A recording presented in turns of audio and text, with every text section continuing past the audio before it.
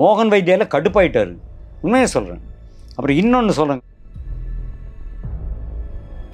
நான் அரகுர ஜோசியன்ற பற்றி அப்படி தான் சொல்லுவேன். நீங்கள் ஜாதக கணிப்பு சார், நான் இன்றைக்கும் கூட எல்லாருக்கும் சொல்கிறேன், பர்ஃபெக்டான ஜாதகம் இல்லாமல் நீ எந்த ஜோசியர்கிட்ட போனாலும் அது தப்பாக தான் இருக்கும். ஜோதிடத்துக்கும் பில்லி சூனியத்துக்கு ஏதாவது சம்பந்தம் இருக்கா? ஜோசியம் வேற, பில்லி சூனியம் வேற. ஜோதிட கருத்து பேசும்போது ஒரு பில்லி சூனியக்காரனை வந்து உட்கார வச்சுக்கிட்டு, உங்களுக்கு ஜாதகமே இல்லைனாலும் நடக்கிற நல்லது நடந்தே தீரும், கெட்டதும் நடந்தே தீரும். ரோட்லலாம் உட்காந்து ஜோசியம் பார்க்குறாங்க, நம்மளுக்கே புரிய மாட்டேங்குது. என்ன ஜோசியம்? கிளி ஜோசியம். எத்தனை 10 ரூபா போடுங்க, அப்போ தான் நெல் எடுக்கும் கிளி.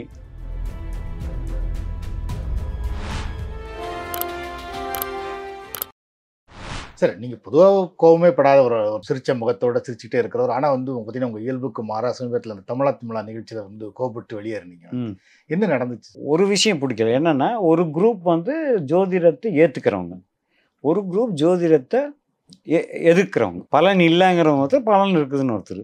இப்போ அந்த ப்ரோக்ராம் போயிட்டே இருக்கும்போது எதிர்த்த குரூப்புக்கிட்டேயே மைக்கை கொடுத்துக்கிட்டு அவங்களே ஒப்பாரி வைக்கிறாங்களே ஒழிய அதுக்கு பதில் சொல்கிறதுக்கு நாங்கள் தயாராக உட்காந்துருக்கோம். எங்ககிட்ட பதில் கேட்குறதே இல்லை. இங்கே யாராவது சொல்ல வந்தாலும் இதுங்க அவர் அந்த பக்கமே போகிறது. ஒருத்தர் ஒன்றை சொல்கிறாரு, இல்லை சார் எனக்கு பிடிக்கல, ஒரு காரணம் சொல்கிறார், நீ ஏன் பிடிக்கலாங்கிறதுக்கு பதில் நான் சொல்லணும். அதான ப்ரோக்ராமு? கிடையவே கிடையாது. ஒன் சைடாகவே பேசுகிறது. மோகன் வைத்தியால கடுப்பாயிட்டாரு. உண்மையை சொல்கிறேன். அப்புறம் இன்னொன்று சொல்கிறேங்க, ஒரு ப்ரோக்ராம் இவ்வளவு போராடுறோம் எதுக்கு? சாப்பாட்டுக்கு தானே, சாப்பாட்டுக்கு தானே.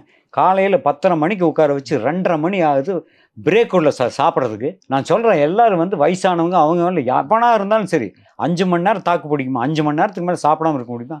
சொல்கிறேன். அவர் சொல்கிறாரு, கண்டுக்கவே இல்லை. நான் கடுப்பாயிட்டேன். சாப்பாட்டுக்கு கூட பிரேக்லாம் அப்படி என்ன ஒரு பொழப்பாக்குற நீ? அது முதல் எரிச்சல். அப்புறம் மைக்கு கேட்டால் மைக்கே கை கொடுக்க மாட்டேங்கிறாங்க. நான் போய் உட்காரும்போதே சொல்கிறப்ப, இந்த மாதிரி மைக்கெல்லாம் இருக்குது, முக்கியமான நாளுக்கு அந்த மைக் கொடுங்கன்னா கொடுக்கறதில்ல. அவருக்கு வேண்டியவர் மட்டும் பேச விட்டுட்டு ஒரு ப்ரோக்ராம் பண்ணாங்க. எனக்கு அந்த நிகழ்ச்சி சத்தியமாக பிடிக்கல. அப்புறம் அதை விட கொடுமை என்னென்னா, ஜோதிடத்துக்கும் பில்லி சூனியத்துக்கு ஏதாவது சம்பந்தம் இருக்கா? ஜோசியம் வேற, பில்லி சூனியம் வேற. ஜோதிட கருத்து பேசும்போது ஒரு பில்லி சூனியக்காரனை வந்து உட்கார வச்சுக்கிட்டு அவன் என்னமோ சொல்கிறான், ஓலைச்சுவடிக்காரனை ஒருத்தனை கூப்பிட்டு வந்துட்டு அவன் என்ன பேசுறான்னு எவனுக்கும் போகிற ஒரே கன்ஃபியூஸ். நீங்கள் 2 பேரும் போய் பேசிட்டு அப்புறம் வந்து பேசுங்க, தனியாக அனுப்பிச்சுட்றாங்க. என்ன சார் ப்ரோக்ராம்? இல்லை, பப்ளு விஷயத்தில் என்ன சொல்கிறாங்கன்னா சார், அவருக்கு வந்து முதல்ல குழந்தை வந்து ஒரு நல்லபடியாக பிறக்கும் அப்படிங்கிற மாதிரி ஏதோ ஜோசியம் சொல்லியிருக்காங்க உங்களுக்கு வந்து.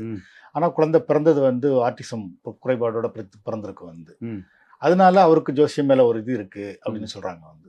ஜோசியகரன் தப்பான ஜோசியகர்னா அரகுர ஜோசியகன்ற பற்றி அப்படி தான் சொல்லுவேன்.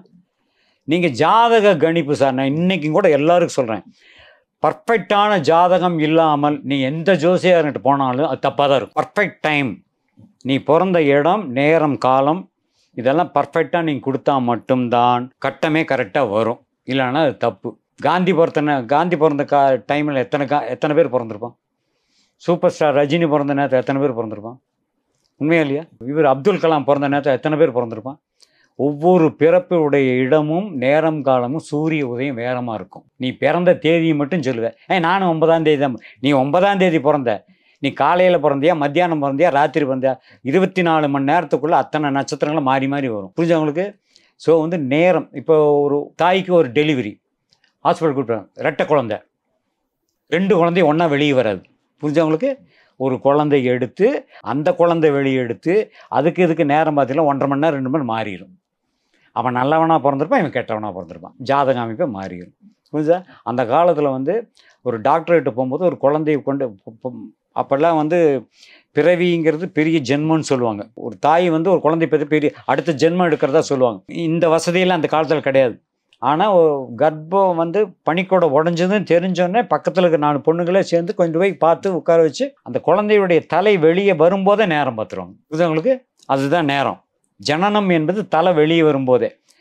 இப்போ எப்படி தெரியுங்களா? குழந்தையெல்லாம் எடுத்து கொண்டு போய் கழுவிட்டு அப்புறம் வெளியே வந்து, சார் உங்களுக்கு 7 மணிக்கு குழந்தை பிறந்ததுமா. புரிஞ்சுதா? ஜோசியம் மாறிச்சா? ஜாதகம் தப்பா? ஆக ஜாதகம் தவறாக நீ கொடுத்தால் அதை அவன் அப்படி தான் சொல்லுவான். கரெக்டான நேரத்தை சொல்லணும். கரெக்டான நேரமும் கொடுத்து அவன் தப்பாக சொல்லியிருந்தா அது ஜோசியக்காரன் தப்பு. அவன் சரியாக படிச்சிருக்க மாட்டான். இதுதான் உண்மை. ஆனால் சில ஜோசியர்களும் சரி, ஜாதகம் பார்க்கும்போதும் சரி சார், சில விஷயங்கள் அவங்க சொல்கிறபடி நடக்குது. இந்த நிகழ்ச்சி அந்த குறிப்பிட்ட நிகழ்ச்சியிலே பார்த்தீங்கன்னா, அவங்க சொன்னது சில விஷயங்கள் சரியாக இருக்குது, சில விஷயங்கள் சரியில்லாமல் இருக்குது. அப்படி இருக்கும்போது ஒரு ஒரு 50-50ன்னு சொல்லலாமா ஜோசியம் பலிக்கிறது அப்படிங்கிறது ஒரு 50-50 சாத்தியம்? இல்லை, 100% ஜோசியம் பலிக்கும். நான் அதுதான் ஒரே ரீசன் சார். உங்கள் ஜோதிடங்கிறது ஜாதகம் தானே, ஜோசியம் எதுக்கு சொல்கிறேன்? ஜாதகம் தானே. நீங்கள் ஜாதக கட்டமே தப்பு, நீங்கள் கொடுத்த கட்டம் தப்பு. ஆனால் சில விஷயங்கள் சரியாக இருக்குது அப்படின்னு சொல்கிறாங்களே, அது எப்படி பார்க்க? அந்த கட்டத்துக்கு உண்டான நேரங்காலம் வந்து அது சிலது ப்ளஸ்ஸாக தெரியும். புரிஞ்சா உங்களுக்கு? நீ பர்டிகுலராக கேட்குற விஷயம் வந்து இந்த ஜோசியத்தில் தப்பு. நீ நீ எதிர்பார்க்காம சிலது நடக்குது பார்த்தீங்களா, அது அந்த கட்டத்தில் கரெக்டாக வந்திருக்கும். அவ்வளோதான். அப்போ பழைய கட்டத்துக்கு உண்டான கிரக மாற்றங்கள் தானாக வந்துட்டு இருக்கும்போது ஒன்று நடக்குது. ஒன்று புரியுதா? 24 மணி நேரம்ல இப்போ ஒரு குரு ஒரு வருஷத்துக்கு ஒருக்க மாறுறாரு, சனின்னா ஒரு 2.5 வருஷத்துக்கு ஒரு மாறுறாரு, சந்திரன்னா ஒரு 2.5 நாளில் மாறுறாருன்னா இந்த மாற்றம் இருக்குது பார்த்தீங்களா? இந்த மாற்றத்துக்கு ஏற்ற மாதிரி தான் உங்களுக்கு நல்லது கெட்டது. உங்களுக்கு ஜாதகமே இல்லைனாலும் நடக்கிற நல்லது நடந்தே தீரும், கெட்டதும் நடந்தே தீரும். அப்போ அந்த ஜாதகக்காரனுக்கு அவன் ஜாதகமே பார்க்க வேணாம். பார்க்காம இருந்தால் நடக்குன்னு நினச்சது தப்பாக நடந்திருக்கு, தப்பாக நடக்குன்னு நினச்சது நல்லா தான் நடந்திருக்கு. அந்த கட்ட அமைப்பு இவன் கொடுத்த கட்டம் தப்பு.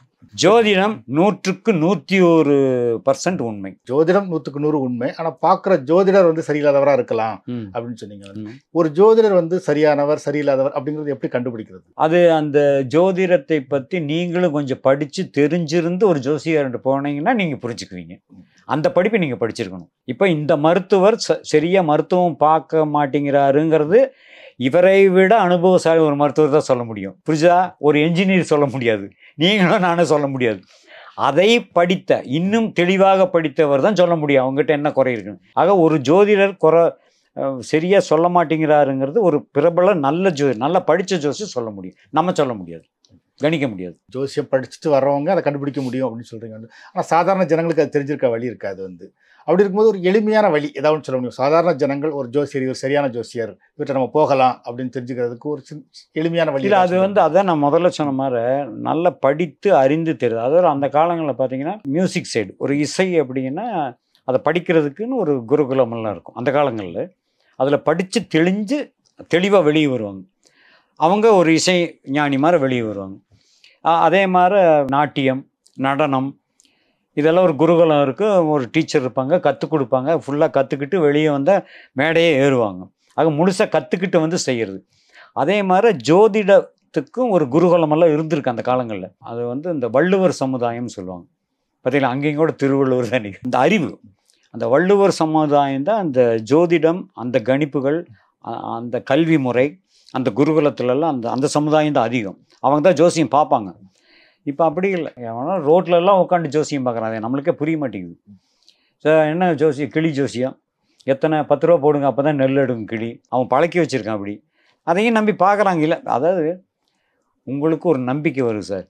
இது பார்த்து நல்லது சொன்னால் நல்லது அப்படின்னு பார்க்குறீங்க, கெட்டது சொன்னால் இதெல்லாம் ஒரு கிளியும் திட்டிட்டு போகிறீங்க. அதே கிளி எடுத்து ஒரு முருகை போட்டோ காமிச்சு, அப்பா இந்த வருஷம் சூப்பர் சொன்னீங்கன்னா இன்னொரு 10 ரூபா கூட போட்டு வரீங்க. உங்கள் நம்பிக்கை அவ்வளோதான். நல்லா இல்லைன்னா திட்டுறீங்க, நல்லா இருந்ததுன்னா மெச்சுறீங்க. ஸோ அதில் ஜோதிடம் அப்படிங்கிறது முறையாக கற்று அந்த கலையே தன்னுடைய தொழிலாக வச்சுக்கிட்டு அதே அவங்க தொழிலாக கூட வைக்க மாட்டாங்க. அது அவங்க செய்கிறது தான். அது ஒரு சமூக சேவை தான். அது அவங்க மாதிரி ஆட்கள் ஜோசியம் சொன்னால் பர்ஃபெக்டாக இருக்கும். ஒரு சிலர் அப்படி போய் இப்படி பார்த்தோன்னே பார்த்துட்டு ஃபேஸையும் பார்ப்பாங்க. உங்களுக்கு ஃபேஸ்லேயே தெரியுங்க சில பேருக்கு நீங்கள் என்ன நட்சத்திரம்னு. இந்த கட்டத்தை பார்த்தோன்னே இது உங்கள் கட்ட மாதிரி தெரியலேம்பாரு. நீங்கள் அவனை நம்பலாம். புரியுதா? உங்களுடைய பேச்சு, உங்களுடைய செயல்பாடு 10 நிமிஷம் பேச்சு மட்டும் தான் கொடுப்பார். பார்ப்பார், உங்களை பார்ப்பார், வேணும்னு 4 கேள்வி கேட்பார். உங்கள் ஃபேஸ் ரீடிங் எல்லாம் எடுப்பார். எடுத்துட்டு இந்த ராசி இந்த நட்சத்திரம் உள்ளவன் இந்த அமைப்போடவே இருந்துடக்கூடாதுன்னு அவங்களுக்கு தெரியும். அப்போ இது உங்கள் ஜாதகம் இல்லைம்பார். அதுதான் கரெக்டான ஜோசியர். போனோடனே மொட்டையை இப்படி பார்த்துட்டு நீங்கள் நல்லா இருக்கும்போ சூப்பர், குரு நல்லா இருக்காரு, பார்க்குறாரு. குரு பார்க்குறாரு இல்லையா, நீ ஏன் என் முகத்தையே பார்க்குறாரு நீ கேட்டிருக்கணும். நீங்கள் நல்ல ஒரு ஜோசியர் போய் பாருங்கள், உடனே பார்க்க மாட்டார். ஜாதகம் பார்ப்பார், உங்களை பார்ப்பார், ஜாதகம் பார்ப்பார், உங்களை பார்ப்பார், மேலைங்களையும் பார்ப்பார், அப்புறம் பேச்சு கொடுப்பார். இதுக்கு முன்னாடி எங்கேயாவது ஜாதகம் பார்த்துருக்கீங்களா? உங்களுடைய வார்த்தைகள் எப்படி வருது இப்படி. ஏன்னா ஒரு ராசியில் இருக்கிற ஒரு நட்சத்திரக்காரன் எப்படி பேசுவானுங்கிறது ஒரு நல்ல ஜோசியனுக்கு தெரியும். அதுதான் ஜோதிடம். ஸோ இது வந்து ரொம்ப ரொம்ப ரிஸ்கான ஒரு விஷயம். நான் இன்றைக்கும் சொல்கிறேன், ஜோதிடம் கடல். நாங்கள்லாம் படித்தது கடல் இருக்கிற அந்த தண்ணியிலேருந்து வந்த ஒரு சின்ன உப்புக்கே இவ்வளோ ஆட்டம். இப்போ கடல் அளவு படித்தா என்ன ஆட்டம் ஆடுவாங்க. அதனால கடவுள் அதுலேயும் கூட ஒரு அடக்க ஒடுக்கமாக வச்சுருக்காரு நிறைய பேர். சார் கடல்னோட ஞாபகம் வருது. நீங்கள் ஏற்கனவே சொல்லிக்கிட்டே இருக்கீங்க, நீர், நிலம், நெருப்பு, ஆகாயம், காற்று மூலமாக தான் அழிவு வரும் அப்படின்னு சொல்லி. சமீபத்தில் வந்து ஒரு அறிக்கை வந்திருக்கு, வந்து புவி வெப்பமயமாதல் மூலமாக பனிப்பாறைகள் உருகி கடல் நீர்மட்டம் உயர்ந்துட்டு இருக்கு. அதனால சென்னையில் வந்து கிட்டத்தட்ட பாதி இடங்கள் அழிஞ்சிரும்னு சொல்கிறாங்க. வந்து கடலில் மூழ்கிருங்கிறாங்க. வந்து தமிழ்நாட்டில் 4 நகரங்கள் சொல்கிறாங்க, தூத்துக்குடி உட்பட கடற்கரை பகுதிகள் நிறைய அழிஞ்சிரும். இது எப்படி பார்க்குறீங்க? கடலே பொங்க வேண்டாம், இந்த 3 மாதத்தில் அடிக்கிற மழையிலேயே மூழ்கும்.